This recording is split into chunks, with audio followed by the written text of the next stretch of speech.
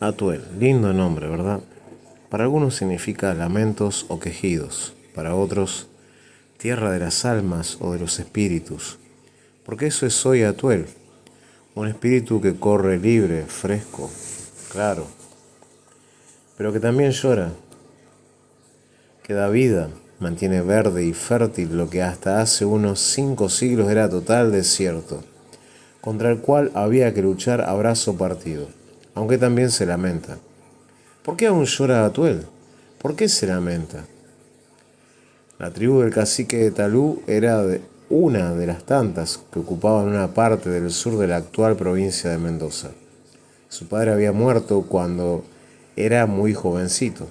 Igual, Talú asumió el cacicazgo con responsabilidad y lo cumplió dando muestras de sabiduría y justicia.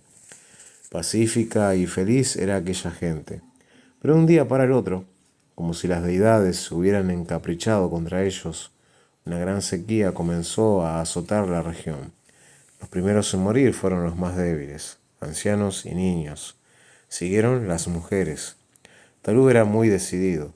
Ante tanta fatalidad, organizó a sus hombres y partió con ellos en busca de agua para salvar a los suyos. Y así se aventuraron a sitios que ni sabía que existían, pero en su avance lo único que hallaban era pura tierra reseca, cuarteada por la sed y castigada por un sol imposible, incansable. Fue en una de estas expediciones que Talú y sus hombres llegaron hasta un valle en el cual se levantaba una casucha. Ahí vivían un español y su hija, Clara. El hombre, que había conocido al padre de Talú, los recibió, les dio de beber y les permitió descansar a la sombra de su pobre techo. Con el tiempo, los indios pasaron varias veces por aquella casa, se quedaban un tiempito y seguían camino tras el agua, que parecía esquivarlos. Fue en un ir y venir que Talú y Clara comenzaron a quererse.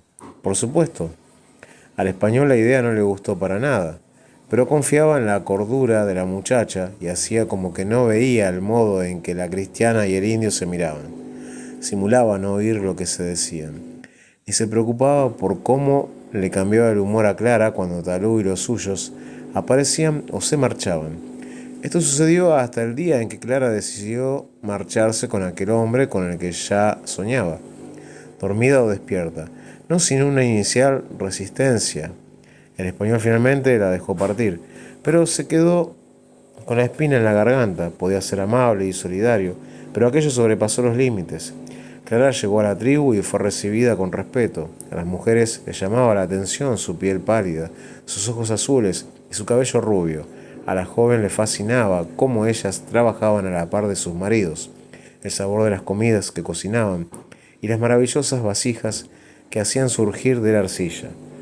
Las imitó y pronto fue una más entre todas. No pasó mucho hasta que Talú la tomó como esposa. Tampoco tardó en nacerles un niño. Llegó con los rasgos de su padre impresos en la cara, pero con la claridad de su madre en la piel y su azul en la mirada. Lo llamaron Atuel, porque creyeron que en él reposaban las almas de los ascendientes de ambos venidos de diferentes mundos, pero a través de él, fusionados en uno. Sin embargo, el nacimiento del hijo del cacique no tuvo festejo. La sequía ya se había tragado las vidas de muchos pequeños, ancianos y mujeres. Pero faltaba lo peor. El padre de Clara se cruzó con una partida de soldados. A ellos dijo que su hija había sido cautivada por un malón y necesitaba de su ayuda para recuperarla. Les habló de un ataque contra él, de cómo destruyeron sus pocas pertenencias y de la resistencia de Clara para evitar ser arrastrada por ese cacique violento, sanguinario. Convencidos con ese relato, los soldados volvieron al fuerte y se apertrecharon para ir al rescate de la cristiana. Cobardemente, pues sabían que con la comunidad de Talú no usaba armas. Los atacaron en medio de la noche. Fue un combate feroz, con desigualdad de fuerzas. Los hombres de Talú pudieron resistir un poco, pero estaban tan débiles que antes de que el sol asomara, habían sido vencidos por completo. Muchos, incluido Talú, quedaron tendidos en esa misma tierra que, de tan seca, no serviría para sus tumbas. En medio de la confusión del ataque, Clara pudo escapar. Dejó atrás la aldea en llamas, las viudas aullando su pena, los huérfanos sin entender qué sucedía, y a pocos hombres agonizando. Con Atuel en los brazos, se dejó tragar por la noche y, siguiendo su instinto, se encaminó hacia las montañas, cuando, al oeste, la cordillera se le presentó como un muro insalvable. Creyó estar a buena distancia de aquella destrucción. Se dejó caer de rodillas y rogó a las deidades que enviasen agua para salvar a los de la tribu. En medio de su pedido, sufría por la pérdida de su amado cacique. Así, de rodillas, sobre la tierra seca y pedregosa de un alto cerro, esperó la respuesta. Pero las deidades no parecían querer ayudarla.